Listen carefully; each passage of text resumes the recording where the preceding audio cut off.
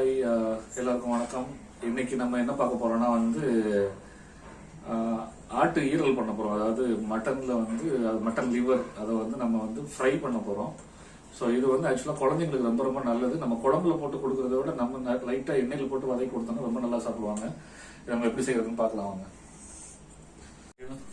So இந்த டிஷ்ஷுக்கு ஆக்சுவலாக நமக்கு நிறைய பொருட்கள்லாம் தேவையில்லை. ஜஸ்ட் கடுகு, எண்ணெய், அப்புறம் சின்ன வெங்காயம் சின்ன சின்னதாக கட் பண்ணி வச்சிருக்கேன்.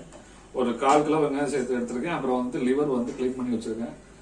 மசாலான்னு பாத்தீங்கன்னா எனக்கு தெரிஞ்சு பெப்பரும் நம்ம மல்லித்தூள், ஜீரகத்தூள் அவ்வளவுதான் போடுவோம். தேவைப்பட்ட கொஞ்சம் மட்டன் மசாலா சேர்த்துக்கலாம். ஸோ இப்போ நம்ம செய்ய ஆரம்பிக்கலாம் வாங்க. நான் எண்ணெய் ஊற்றிக்கிறேன்.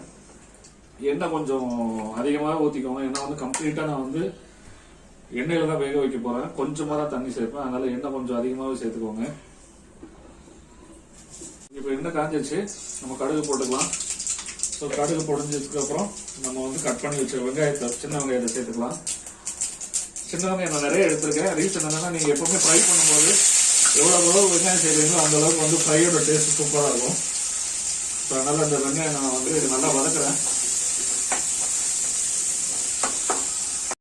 ஓகே, இப்போ வெங்காயம் நல்லா வதங்கிடுச்சு. நம்ம ஒரு 1/2 ஸ்பூன் மட்டும் இஞ்சி பூண்டு பேஸ்ட் போட்டுக்கலாம். இது ஜஸ்ட் நம்ம இந்த மட்டன் வாசனை போடுறதுக்காக தான் நான் போட்டிருக்கேன்.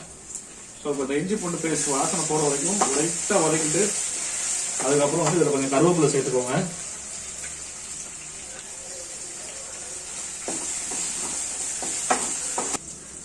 இப்போ வெங்காயம் எல்லாம் நல்லா வதங்கிடுச்சு. இஞ்சி பூண்டு பேஸ்டோட வாசனையும் போயிடுச்சு. அப்போ இதை ஈரல் ஆட் பண்ணிக்கிறேன். இதை அப்படியே ஒரு 2 மினிட்ஸ் நல்லா எண்ணெயில் வதங்க விடுங்க. வதங்கினதுக்கப்புறம் நம்ம மசாலா சேர்த்துக்கலாம். கொஞ்சம் உப்பு சேர்த்துக்கோங்க. இதில் தேவையான அளவு உப்பு. கையில் போடுறதுதான் எனக்கு கொஞ்சம் கரெக்டான தானம் தெரியும். அதனால கையில் போடுறேன். ஓகே, இப்போ நான் இதில் கொஞ்சம் மஞ்சள் தூள், மல்லித்தூள், ஜீரகத்தூள், அப்புறம் பெப்பர் போடுறேன்னு சொன்னேன். பட் பெப்பர் இல்லை. ஸோ சாரி, நான் அதனால கொஞ்சமாக கரம் மசாலா சேர்த்துக்கிறதுனால.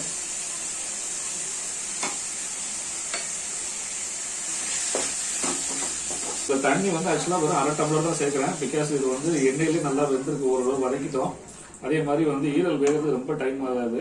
அதனால கொஞ்சமா தண்ணி சேர்த்து நான் அப்படியே ஒரு 10 மினிட்ஸ் அப்படி நல்லா மூடி வச்சிடலாம். மசாலா எல்லாம் செட் ஆகி நல்லா வரும்.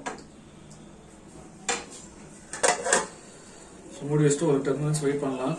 வெயிட் பண்ணி நம்ம ஓப்பன் பண்ணி பார்த்தோம்னா சூப்பரான ஒரு ஆட்டு ஈரல் கிரேவி, செமி கிரேவி ரெடியாக இருக்கும். இப்போ நல்லா பார்த்தீங்கன்னா சூப்பராக வெந்துருச்சு. அதே மாதிரி எண்ணெய் பாருங்க நல்லா சூப்பராக பிரிஞ்சு வந்துருச்சு. உங்களுக்கு காரம் எவ்வளோ தேவையோ அதுக்கு ஏற்றாப்புல நீங்கள் பெப்பர் சேர்த்துக்கோங்க. பெப்பர் இல்லாத காரணத்தினாலையும் பசங்க கொஞ்சம் காரம் கம்மியாக சாப்பிட்றதுனாலையும் நான் கம்மியாக சேர்த்தேன். ஸோ நீங்கள் பெப்பர் எவ்வளோ அளவுக்கு சேர்க்குறீங்களோ அந்த அளவுக்கு டேஸ்ட் சூப்பராக வரும். ஸோ நல்லா எண்ணெய் பிரிஞ்சு வந்துருச்சு. ஸோ இதுக்கப்புறமா நம்ம வச்சோன்னா அடி பிடிச்சிடும். ஸோ நல்லா வெந்துருச்சு. ஸோ சூப்பரான ஈரல் ஃப்ரை ரெடி ஆயிடுச்சு. சூப்பரான ஈரல் ஃப்ரை ரெடி பண்ணிட்டோம். இந்த வீடியோ உங்களுக்கு பிடிச்சிருந்துச்சுன்னா லைக் பண்ணுங்க, ஷேர் பண்ணுங்க, சப்ஸ்கிரைப் பண்ணுங்க. தொடர்ந்து எங்களுக்கு சப்போர்ட் பண்ணுங்க. உங்களோட சப்போர்ட் தான் எங்களுக்கு பெரிய பூஸ்டா இருக்கும் நிறைய வீடியோஸ் போடுறதுக்கு. தேங்க்யூ.